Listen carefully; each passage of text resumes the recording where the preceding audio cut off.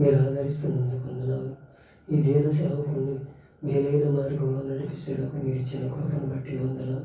మనమందరం కూడా ప్రార్థనా పూర్వకంగా ఉన్నాం. ఈ రాత్రికాల సమయంలో దేవుడు నీతో నాతో మాట్లాడుతున్న మాట యెషయా గ్రంథము 49వ అధ్యాయము 4వ వచనాన్ని నేను చదువుతున్నాను. అందరూ కూడా బైబిల్ నుండి తీసి ఇస్తుంది చదవటానికి ఇష్టపడండి. 49వ అధ్యాయము 4వ వచనాన్ని చదువు. అయినను వ్యర్థముగా నేను కష్టపడుతుని, ఫలమేమీ లేకుండా నా బలమును వృధాగా ఏర్పరిచి ఉన్నాననుకుంటుని. నాకు న్యాయకర్త యెహోవే, నా బహుమానం ఆయన వద్దయే ఉన్నది అంటున్నాడు. ఇక్కడ ఏమంటున్నాడు? నేను ఫలమేమీ లేకుండా నా బలము వృధాగా ఏర్పరిచి ఉన్నాననుకుంటుని. నాకు న్యాయకర్త యెహోవే, నా బహుమానం ఆయన వద్దనే ఉన్నది అంటున్నాడు యెషయా భక్తుడు. మనం ఏ స్థితిలో ఉన్నాం? అడ్డగోలుగా సంపాదిస్తున్నామా? అడ్డగోలుగా తిరుగుతున్నామా? అడ్డగోలుగా మాట్లాడుతున్నామా? ఆయన దగ్గర ఉంది అన్నీ, మనం చేసే క్రియలన్నీ, మనం చేసే నడకలన్నీ ఆయన సమస్తము ఎరిగినవాడు. లోతైన నిన్ను నన్ను కూడా లోతైన మార్గంలో నడిపించాలని ఆలోచించారు.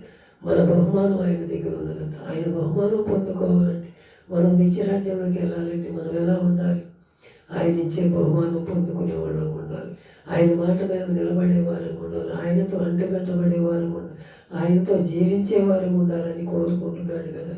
నా బహుమానం ఆయన దగ్గరే ఉన్నదని నేను తెలుసుకోగలిగిపోతాడా? ఇక్కడ ఆయన వ్యర్థమైన దాన్ని నేను కష్టపడ్డాను అంటున్నాడు.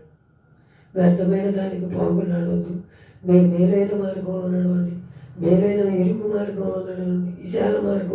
విశాల మార్గం అంటే అది మరణానికి దారి తీస్తుందండి. మేలు ఇరుక మార్గమే నిన్ను నన్ను నడిపిస్తుందని దేవుడు లేఖనాలు తెలియపరుస్తుంది. మనం ఎలా ఉన్నాం? దేవుని యెహోవా దృష్టికి నేను గనుడనైతిని, నా దేవుడు నాకు బలమాయేను కాగా తన సేవకుడైన ఉండి తన వద్దకు యాకోబును తిరిగి రప్పించడం ఇశ్రాయేలు ఆయన వద్దకు సమకూర్చబడినట్టున్నాడు. యాకోబును ఇశ్రాయేలును చేరస్తానికి ఎంత బాధపడ్డాడు యాకోబు. ఆయన దేవుడు అని విడిచిపెట్టాడా? ఆయన నిన్ను నన్ను విడిచిపెట్టే దేవుడు కాదు కదా. మన ఫలం ఎలా ఉంది, మన జీవితం ఎలా మార్చుకోవాలి, మనం ఎలా నడవాలని మనంగా తెలుసుకోవాలని దేవుడు కోరుకుంటున్నాడు. నాకు తెలుసులే, నాకు అన్నీ తెలుసులే, నాకు తెలియనిది ఏమీ లేదులే అని మనం ఎప్పుడూ కూడా అశ్రద్ధగా చేయకూడదని దేవుడు లేఖనాలు తెలియపరుస్తుంది.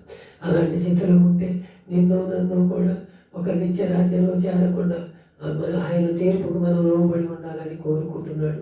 అలాంటి స్థితిలో ఉందామా? యెహోవాయే నా న్యాయకర్త, యెహోవాయే నా బహుమానం ఆయన వద్ద దేవుని వద్దే ఉన్నదని మనం చెప్పుకునే స్థితిలో ఉండాలి.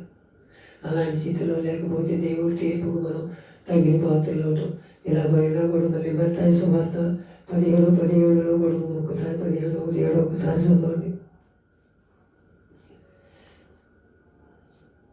అందుకు యేసు, మీరు విశ్వాసం లేని మూర్ఖతనములారా, మీతో నేను ఎంతకాలం ఉందును, ఎంతవరకు మిమ్మల్ని సహించును, వారిని నా యొద్దకు తీసుకురండి అని చెప్పాను. ఇక్కడ మూర్ఖతనములారైపోయాడు. ప్రార్థన చేయను, నేను కూడా సేవకుడిని చెప్పుకోండి, నేను కూడా ఒక విశ్వాసులని చెప్పుకోండి, నేను కూడా సంఘ సభ్యులని చెప్పు. మనలో ప్రార్థన లేదు. మూర్ఖతనములారా నేను ఎన్నాళ్ళు మిమ్మల్ని సహిస్తున్నట్టు మనం చెప్పుకోవటానికే సరిపోతున్నామేమో. మన హృదయాన్ని రోజు మన సమయంలో పరిశీలించి నీ సన్నిధిలో నేను ఉంటానయ్యా, మేలైన మార్గంలో నన్ను నడిపించాయని మనం ఒక బలమైన తీర్మానం పొందుకోవాలి. రాత్రికాల సమయం ఆయన వద్దే ఉన్నది మన బహుమానం. ఆయన వద్ద మనం పుంజుకోవాలి, మనం పొందుకోవాలి, మనం రక్షించబడాలి, ఆయన సన్నిధిలో నిలబడాలని కోరుకుంటుంటే మనం ఏమో రక్షించబడినాక ఎన్నో బైబిల్ చదువుతుంటే నిద్ర వస్తుంది, వాక్యం అంతా నాకు తెలిసిన ధీమా వస్తుంది. ఇవన్నీ కూడా ఈ దేవుని చిత్తం కాదని దేవుడి లేఖనాలు తెలియపరుస్తుంది. మనం ఏ స్థితిలో ఉంటున్నాము, ఎలా ఉంటున్నాము, మన హృదయాన్ని పరిశోధించుకుందాం. ఈ రాత్రికాల సమయంలో నిన్ను నన్ను అడుగుతున్నాడు, నీ బహుమానం నా బహుమానం ఉంది, మన దేవుని వద్దే ఉన్నది. అది మనం నిత్యం కాపాడుకుంటూ ఆయన బహుమానం పొందుకునే వారికి ఉండాలి. నీవు నేను కొడుతని గర్భంలో పెంచుకున్నప్పుడు మనకు అన్నీ సిద్ధపరిచి ఉన్నాడు. నీకేది ఇయ్యాలో ఏది తీసుకోవాలో సమస్తం ఆయన ఎరిగిన వాడు కనుక మనం అలాంటి స్థితిలో ఉండాలని నిన్ను నన్ను కోరుకుంటున్నాడు. అలాగే యెషయా గ్రంథము 41వ అధ్యాయం 10వ వచనాన్ని నేను చదువుతున్నాను. ఇదిగో తన బాహువు తన పక్షం గెలుచుండగా ప్రభువుకు యెహోవాయే తాను శక్తి సంపన్నుడై వచ్చును. ఆయన ఇచ్చే బహుమానం ఆయన యొద్ద ఉన్నది, ఆయన చేయ ప్రతీకారము ఆయనకు ముందుగా నడుచుచున్నది అంటున్నాడు. నీకు నాకు ఇవ్వాల్సిన బహుమానం మన యొద్దనే ఉన్నది, ఆయన యొద్దనే ఉన్నది. ఆయన మన పక్క ముందుగా నడుస్తాడంట. ఆయనతో మనం నడుస్తున్నామా? మనం నడవటం లేదా ఒక తీర్మానం చేసుకోవాలి. రాత్రికాల సమయంలో దేవా నీ చిత్తానికి నేను లోపడతానయ్యా, నీ రాజ్యానికి నేను కట్టబడతానయ్యా, నీ బహుమానం నేను పొందుకోవాలని, మేలైన మార్గంలో నడవాలని దేవుడు కోరుకుంటున్నాడు. అలాంటి స్థితిలో ఉండాలి.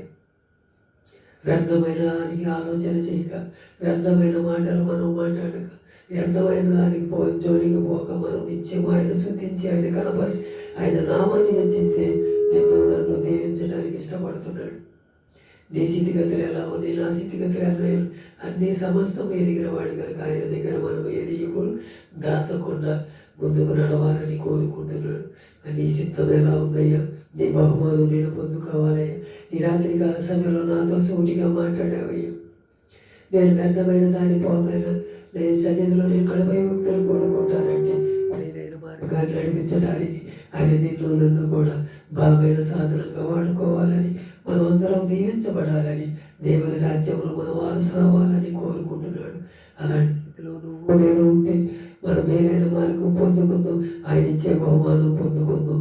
ఎలాంటి తీర్మానం మూలకతరములారా నా యొద్ద నుండి పారిపోండి తోసివేసేవాళ్ళం కాక దేవా నీ సన్నిధిలో నేను కనిపెట్టుకుని ఉంటానయ్యా. నీ పాదాలు పట్టుకుని నేను బతిమలాడుతున్నానయ్యా. నీ సన్నిధిలో నన్ను జ్ఞాపకం చేసుకోమని మనం ఎప్పుడైనా ఒక తీర్మానం చేసుకుంటే నిన్ను నన్ను కూడా మేలైన మార్గంలో నడపడానికి ఇష్టపడుతున్నాడు. నశించిపోయిన దాన్ని ఎతికి రక్షించడానికి ఈ లోకానికి వచ్చిన వాడు నిన్ను నన్ను కూడా రక్షించి మేలైన మార్గంలో నడిపించి ఆయన జీవజల మూటల మనలో పారింపజేయాలని మనము సిద్ధపడి యేసుక్రీస్తు నామమున పొందుకుందాం. అలాంటి స్థితిగతులు పొందుకొని మేము లేని మార్గంలో నడవాలని ముందుకు సాగుదాం. అయ్యా ఈ మాటలు మా పట్ల జరిగించినందుకు వందనాలయ్యా. నీ కృపలో భద్రపరిచినందుకు వందనాలయ్యా. అయ్యా నువ్వు ఇచ్చే బహుమానం మేము పొందుకుంటామని ఒక తీర్మానం వచ్చిన బిడ్డల కోసం ప్రార్థన చేద్దాం. అందరూ కూడా మీరు కూడా మా గురించి ప్రార్థన చేస్తున్నారు, మీ గురించి కూడా మేము ప్రార్థన చేస్తున్నాం. ఎల్లప్పుడూ ఇక్కడ దూపం వేసే వారంగా సిద్ధపడదాం. అలాంటి దేవుని రాజ్యాన్ని పొందుకుందాం. ఈ మాటలు దేవుడి వెనుకడిలో దీవించును గాక.